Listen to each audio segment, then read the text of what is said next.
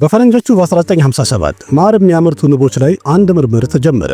በዚህ ምርምር ሰዓት ላይ አንድ ትንሽ ስህተት ስለተፈጠረ በጣም ትልቅ ግርግር ተፈጥሮ ነበር። በምርምሩ ሰዓትም የታየው ነገር ንቦቹ በጣም ቁጡና ተናዳጅ ሆኖ ነበር። የታየው ሁኔታም እንደሚያስታውቀው ከሆነ እነዚህ ንቦች ከመመራመሪያ ኮንቴነሩ ከወጡ በመንገዳቸው ላይ የሚያገኙትን ማንንም አይምሩም ተብሎ እርግጠኛ ተሆኖ ነበር። በዛ መሃልም ግን በአንድ ክስተት ሁሉም የፈራው ነገር አልቀረም ነበር። ዓለም ድንቅ ናት በሚለው ፕሮግራም በድጋሚ ተገናኝተናል። ውድ ቤተሰቦች፣ ይህ ክስተት የተፈጠረው የብራዚሏ ከተማ የሆነችው ሪዮ ግላሮ የሚባለው ከተማ ውስጥ አንድ የምርምር ጣቢያ ውስጥ ነበር።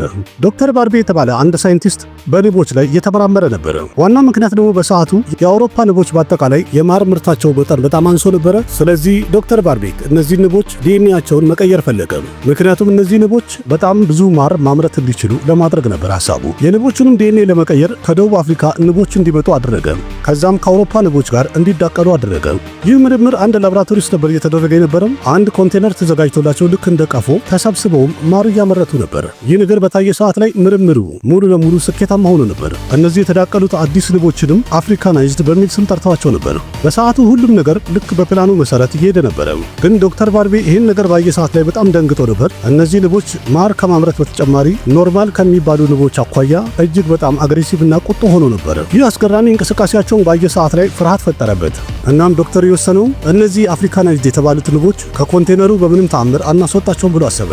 ግን በመሃል በአንድ ክስተት ያ ነገር ተፈጠረ፣ መፈጠር የሌለበት ነገር። ትንሽ ስህተት በተፈጠረ ሰዓት ላይም የንቦቹ መንጋ በአንድ ጊዜ ግር ብሎ ከኮንቴነሩ መውጣት ቻሉ። እነዚህ አዲስ ዝርያ ያላቸው ንቦች ምን ያህል አደገኛ እንደሆነ የታወቀው ከኮንቴነሩ ከወጡ በኋላ ነበረ። ምክንያቱም ልክ እንደወጡ ንቦቹ ያገኙት ሰው ላይ ጥቃት መፈጸም ጀመሩ። እነዚህ ንቦች መቆጣጠር አሁን ማንም ሰው ከሚችለው በላይ አስቸጋሪና ከባድ ሆኖ ነበር። ከወጡ በኋላም ንቦቹ የራሳቸው አዲስ ቤት ሰሩ። በጣም በፍጥነትም እየተባዙና ቁጥራቸው እየጨመረ መጣ። ከብራዚልም ወጥተው እነዚህ ንቦች አሜሪካ ውስጥም በብዛት መገኘት ጀመሩ። በአጭር ጊዜ ውስጥም እነዚህ ንቦች 1000 የሚደርሱ ሰዎችን የሞት እንቅልፍ አስተኝተዋቸው ነበር። ስለዚህ አፍሪካናይዝድ የተባሉት እነዚህ ንቦች ኪለር ቢ ወይም ደግሞ ገዳይ ንቦች የሚል ስም ተሰጣቸው። ሲታዩ በጣም ጠቆር ብለው ይታያሉ። ከሌላ ኖርማል ንቦች አኳያ ደግሞ ሲታዩ በጣም አደገኛ ናቸው። 500 ሜትር ያህል ርቀት ላይ ወደ ቀፏቸው የሚጠጋ ሰውን ለመንደፍ ጉዟቸውን ያደርጋሉ። በዛ ላይ ደግሞ አንድ ሰውን ወይም ደግሞ እንስሳን ለማጥቃት ካሰቡ በአስደናቂ ሁኔታ ግማሽ ኪሎ ሜትር ያህል ማሳደዳቸው ራሱ እንግዳ ነገር ነበር። ግን ልክ እንደሌላ ንቦች እነዚህ አፍሪካናይዝድ የተባሉ ንቦችም አንድ ሰውን ከነደፉ በኋላ ወዲያውኑ ይሞታሉ።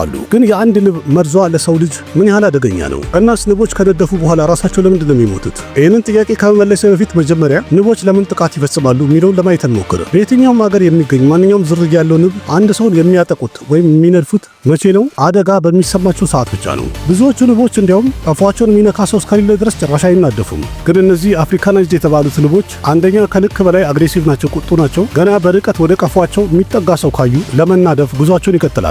ለዛውም በሌላ ዓላማም እንኳን አካባቢ ላይ ዞር ዞር የሚል ሰውም ካለ ለነሱ ግን ሁልጊዜ አደጋ ነው የሚሰማቸው። ንቦች አበባ ላይም ሆነ ሌላ ቦታ ላይ ሄደው ምግባቸውን እየቀሰሙ ባሉበት ሰዓት ላይ ማንንም ሰው አይነድፉም ወይም ማንንም አይጎዱም። ግን በዚህ ሰዓት ላይ አንድ ሰው ከረገጣቸው ወይም በእጁ ከነካቸው ማለትም ስራቸውን ካደናቀፈ ለመናደፍ ነው የሚሄዱት። ሳይናደፉም ደግሞ መቼም አይመለሱም። የሚገርመው ነገር እነሱም የማያውቁት አንድ ጊዜ ከነደፉ በኋላ ሟች እንደሆነ ጭራሽ አያውቁም። ዋናው ነገር የእነዚህ ንቦች እሾካቸው ልክ እንደ መጋዝና ለየት ያለ ዲዛይን እንዳለው ቢላ ነው። ምክንያቱም የስለቱ አቅጣጫ ወደ ላይ ነው፣ ወደ እነሱ ነው። ስለዚህ እነሱ እሾካቸውን የሰው ሰውነት ላይ ባስገቡ ሰዓት የሰው ቆዳ ላይና ስጋው ላይ ይጣበቃል። ጥርሱም ደግሞ ዚግዛጉ ወደ ላይ ስለሆነ በቀላሉ መንቀል ለነሱ ከባድ ነው። ከነደፈች በኋላም ንቧ እሾኳን ለመንቀል በጣም በምትታገል ሰዓት ከሰው ቆዳ ላይ መነቀል የነበረበት ይህ እሾኳ ከራሷ ከንቧ ሰውነት ላይ ተገንጥሎ ይቀራል። በዚህ ሰዓትም የንቧ ጡንቻዎቿ፣ ነርቫና የዳይጀሽን ሲስተሟ በጣም ብዙ ክፍሎች ከዚህ ከእሾኩ ጋር አብሮ የሚያያዝ ስለሆነ ተነቅሎ ይቀራል። በዛ የተነሳም ንቧ ቦታው ላይ ማረፏ የተረጋገጠ ነው። አንድ ንብ ብቻ የነደፈው ሰው እድለኛ ነው። ምክንያቱም ንቦች ሁል ጊዜ በመንጋ ነው የሚያጠቁት። ምሳሌ በንብ ቀፎ አካባቢ ላይ ጉዞ እያደረጋችሁ ያለ አንድ ንብ መጥቶ ከነደፋችሁ ወደዛ ቦታ ሙሉ መንጋው ይደርሳል። አሁን ትልቁ ጥያቄ ሌሎቹ ንቦች ታዲያ በምን አወቁ?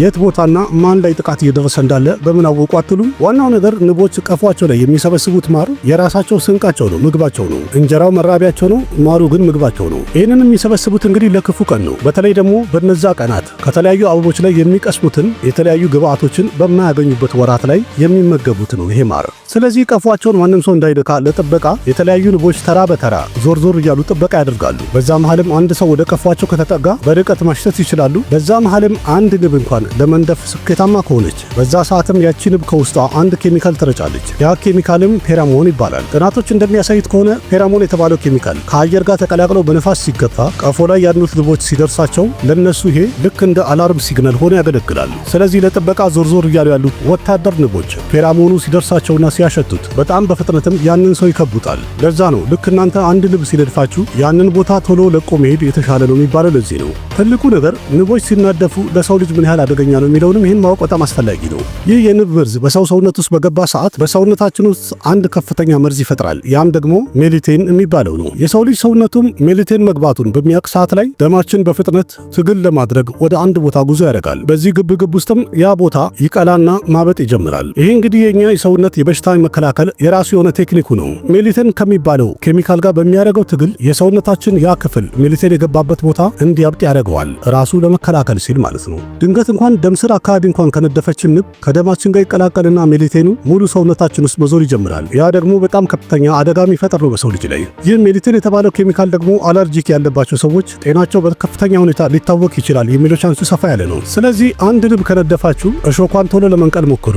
ምክንያቱም በሰውነታችን ውስጥ እሾኩ ከቀረ ያለማቋረጥ መርዙን በሰውነታችን ላይ እየረጨ ይቆያል። በመቀጠል ደግሞ እስቲ ገዳይ ንብ ስለተባለችው አስገራሚ ነገር ልንገራችሁ። እነዚህ ንቦች አንድ ቦታ ላይ ሲሰባሰቡ በከፍተኛ ቁጥር ሲሆን አንዳንድ ቦታ ላይ እንዲያውም ከ80 ሺህ በላይ ንቦች አንድ ላይ ተገኝተዋል። እነዚህ ንቦች ሽቶ፣ የሚያንጸባርቁ ጌጣጌጦች እና ጥቁር ልብስ ወይም ደግሞ ጥቁር ከለር በሚያዩ ሰዓት ላይ ቶሎ ለማጥቃት ነው የሚሄዱት። እሾካቸው በእርግጥ ልክ እንደ ኖርማል ንቦች አንድ አይነት ነው፣ ግን አንድ ሰው ላይ ካረፉ በኋላ በ3 ሰከንድ ውስጥ ብቻ በእሾካቸው ሰውን የመንደፍ አቅም አላቸው። እነዚህ ንቦች ከቀፏቸው ላይ ተነስተው አንድ ጊዜ ከተናደዱ 24 ሰዓት ያህል ንዴታቸው አይቀዘቅዝም። እነዚህ ገዳይ ንቦች ያሉበት ቦታ ላይ ድንገት ሊያጠቋችሁ ከሞከሩ እንኳን 1 ኪሎ ሜትር ያለማቋረጥ ሮጣችሁ መሸሽ አለባችሁ ይላሉ ጥናቶች። ለዛውም ውሃ ውስጥ እንኳን እደበቃለሁ ካለ አንድ ሰው መልሶ እስከሚወጣ ድረስ ከውሃው በላይ እያንጃበቡ ይጠብቁታል። አሪፉ ነገር በእኛ ሀገር አይገኙ፣ ግን ስላሉትም ቢሆን የሰማችሁት እርግጠኛ ነኝ ጠቃሚ ይሆናል ብዬ አስባለሁ።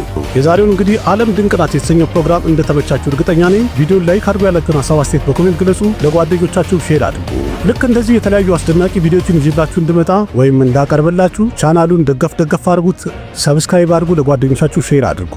ለማንኛውም አቅራቢያችሁ ቃሲም መካ ነበርኩኝ። በሌላ ቪዲዮ በድጋሚ እስከምንገናኝ ደህና ሁኑ። ባባይ